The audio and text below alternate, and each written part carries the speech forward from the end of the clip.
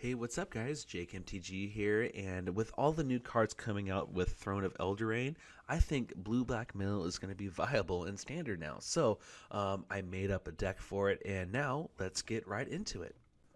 All right, so let's start with the first creatures that we have in the deck. We have Overwhelmed Apprentice, and what this does is when Overwhelmed Apprentice enters the battlefield, each opponent puts their top two cards of their library into their graveyard, and then we scry two. So, it's a good one drop. It mills our opponents. It's a 1-2. It can block their aggro deck, so that is why that's in the deck. The next creature that we have is Vantress Gargoyle. What this is, it's a 2-drop, and it's a 5-4 for 2 mana. But the drawback that we have on this is it can't attack unless the defending player has 7 or more cards in their graveyard, and it cannot block unless you have 4 or more cards in your hand. So you're going to need cards in your hand to block early, which is great because we're going to have that in turn 2 if we need to go against an aggro deck. But we need to start milling our opponent if we want to attack with this gargoyle.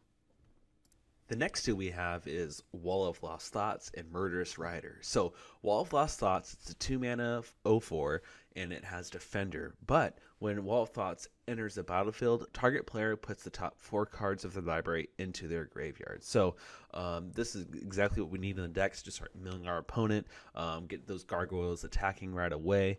And so that is why this card is in the deck. It's also a good blocker. The next card we have is Murderous Rider. It's a kill spell with a creature. I mean, what else can you ask for? You know what I mean? So for 3 mana, it's called Swift End. We can destroy a target creature or planeswalker, and if we do, we lose 2 life. The next part of it, it has lifelink, and whenever Murderous Rider dies, we get to put this card on the bottom of its owner's library. So we are going to keep having this card in our deck if we need to keep killing creatures. It's always going to be there, so that's a good thing about Murderous Rider. The last 2 creatures that we have in the deck are Thief of Sanity and God-Eternal Kefnet. Thief of Sanity, what this card does is whenever it deals combat damage to a player, we get to look at the top 3 cards of that player's library. We get to exile one of them face down and then put the rest into their graveyard. And for as long as that card remains exiled, we may look at it, we may cast it, and we may spend any type of mana for that spell. So, good thing about this card, it's a constant, milling 3 whenever we attack, and plus, we get to be using our opponent's cards against them. So, that's why we have Thief of Sanity in the deck with God-Eternal Kefnet. What this does is we may reveal the first card we draw each turn, and if that's an instant or sorcery revealed this way, we can copy that card, and we may cast the copy that costs 2 colorless less to cast. So with all of our draw spells, we can copy that, drawing more cards. It costs less to make as well, and so that will also help us in the long run, and also helps us mill our opponent for cheaper. And then it's really hard to deal with a Kefnet. They have to exile this card somehow. We either mill it ourselves, but it's a reoccurring threat that is really hard to deal with, and plus it has flying. Alright, so now we're getting to the instant and sorceries of the deck, and Drown in the Loch is one of the cards that made me want to build mill for Standard, and it's one of the new cards from Throne of Eldraine, and it is so powerful. So for 1 blue and 1 black, we get to choose one of these. So the first one is we can counter target spell with converted mana cost less than or equal to the number of cards in its controller's graveyard, or we get to destroy target creature with converted mana cost less than or equal to the number of cards in its controller's graveyard. So since we're milling all the time, we're going to be countering everything our opponents cast, and we're going to be killing every single creature that they're going to be playing with this card. So that's why we have this in the deck. Our other kill spell that we have is Tyrant Scorn. What this does is, for also a blue-black, we could destroy a target creature with converted mana cost 3 or less, or if it's bigger than that, we can return a target creature to its owner's hand. So it is removal, and it's something big. We can always just bring it back to them. Alright, so the next 2 cards that we have is Bond of Insight and Into the Story. With Bond of Insight, for 4 mana, it's each player puts the top 4 cards of their library into their graveyard, and then we get to return up to 2 instant or sorcery cards from our graveyard to our hand. So we can keep getting mill cards, we can keep getting cards that draw us cards, we can get kill spells, anything that helps us out during that churn. So this card is really great. And with Into the Story, it is technically 7 mana, but it's going to be costing less when we are milling our opponent, because this spell's going to cost 3 less if there are 7 or more cards in their graveyard, and we get to draw 4 cards. So this is going to be really good for us. And if we have Kefnet out, it's only going to be costing 2 blue mana if we end up casting that and having our opponent have 7 cards in their graveyard, which, you know, that is probably fantasy land, but hey, we're playing in the fantasy set, so let's go ahead and jam that card in our deck. Now, these are the artifacts and enchantments that we have in the deck. For the artifacts, we're going to be playing Folio of Fancies. With this card, it's a 2 mana artifact that we players have no maximum hand size, and we can drain double X and tap this artifact to draw X cards. So we can pay 2 mana to draw 1, 4 mana to draw 2, etc. And the other tapping ability is we can play 1 blue, 2 colorless, and each opponent puts the number of cards equal to the number of cards in their hand from the top of their library into their graveyard. So it's another mill effect. We can keep making our opponents drawing cards at the end of their turn, and then we can, on our turn, untap this, and then we can pay 3 mana and mill them out for more.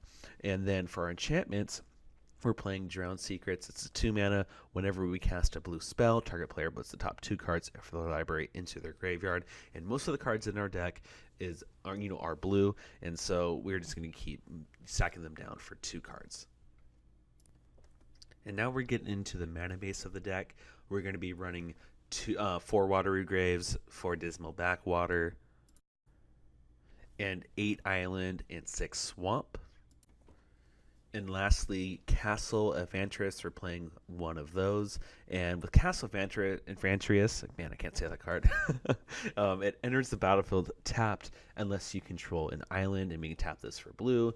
And we can either pay 4 and scry 2. So it's one of those utility lands that are brand new in the set, and we're going to be trying this out and see how well it does. Whoa, if you haven't liked the video yet, it really helps me grow and allow me to make more videos for you guys. And if you want to keep up to date with all the deck techs and gameplays, I would suggest hitting that subscribe button for more future content. Thanks so much. Now, let's get back into the video. Now let's get into the sideboard. So for the first 2 cards that we have there are Legion's End and Negate. With Legion's End, it's a 2 mana sorcery that we get to exile a target creature an opponent controls with converted mana cost 2 or less, and all other creatures that players control with that same name. So, and then we get to look at that player's hand and exile all cards with that same name. So it's kind of like a slaughter games where we exile a creature on the battlefield, and then we get to look in their hand and rip them all out too. So it's a really good card. We also have negates against any non-creature spells, against control, against kind of mid-range strategies. So that card is really powerful as well. The next 2 we have is Noxious Grasp and Thought Erasure. Noxious Grasp is a 2 mana destroy target creature or planeswalker that's green or white, and we gain 1 life. And with this card, it gets rid of Teferis, it gets rid of Hydroid Crasises, it gets everything rid of everything that's big and annoying in this set that's going to be coming out, and all the problem cards in the past sets. So I feel like that's going to be a powerful card going into this new set. And then also Thought Erasure against all the control decks, their mid-range strategies, anything that is a problem for us. We get to look at their hand, we get to choose any card that we don't like, and we get to discard that from their hand.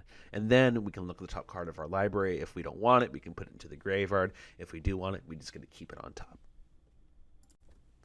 And the last sideboard card that we have in the deck is Witch's Vengeance. It's a brand new card from Eldraine, and it's 3 mana. Creatures of the creature type of your choice gets -3/-3 until end of turn. So with all these new night decks that are going to be coming out, this is going to be super powerful against that, against all the aggro decks. So I feel like this is a good sideboard choice, against in this current meta that everyone's going to be hyping the knights. So that is why we have this in the sideboard for now, and we'll see how great it does. All right, so that's Blue-Black Mill for you.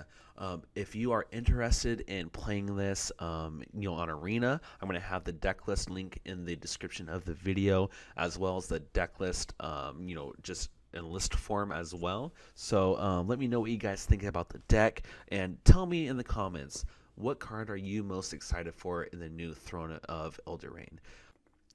Also, I'm excited to announce that I got invited by Wizards to be a part of their early access streamer event. And what they do is they let me play on an account with all the cards for, for free for one day. And I can check, I can play all these homebrews, including this blue-black mill list. So if you want to come watch me play this deck, come watch me on Twitch on September 24th through 25th. On Twitch, I'm going to have my link to my Twitch in the description of this video as well. So hope to see you guys there. All right, so now we're going to do the giveaway announcement for our Lightning Skelemental foil. And so we got 129 responses on our form for the giveaway. So I'm going to go do a number generator, 1 through 29, and let us see who the winner is. All right, so let's start at 1, and we'll do 129. So let's go ahead and see who the winner is. It's going to be number 66. So let's go back to the form, see who number 66 is, and that is Adam. Thanks for entering the giveaway, and everybody else as well. I'm going to be contacting you, and we'll go ahead and set something up to send this out over to you.